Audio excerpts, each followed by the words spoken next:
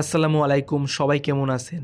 আজকে যে বিষয়টি নিয়ে আলাপ করব সেটি হচ্ছে আমরা যারা আইসি লেভেলে কাজ করি, এই ভিডিওটা তাদের জন্য অনেক উপকারে আসবে।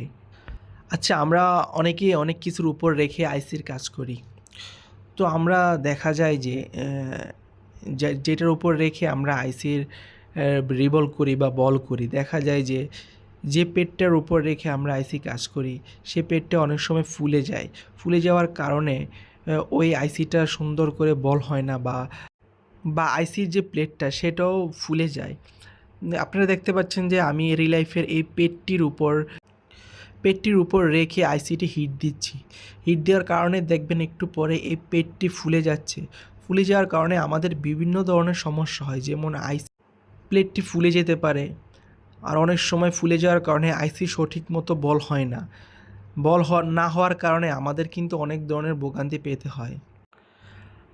আচ্ছা, আমি এখন যেটার উপর রেখে আইসি কাজ করব, এটার উপর রেখে আমি মূলত আইসির কাজ করি। আমি অনেক উপকার পেয়েছি।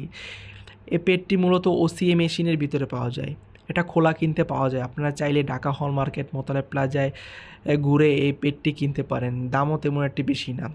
এটার উপর রেখে যদি আপনি আইসি রিবোলিং করেন, আপনার আইসির বল সুন্দর হবে এবং আইসি প্লেটটি ফুলবে না।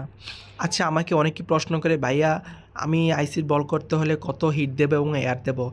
আমি মূলত 275 থেকে 70 হিট দেয় এবং এয়ার 45 থেকে 50-এর ভিতর দিলেই এনাফ, আর কিছু লাগে না।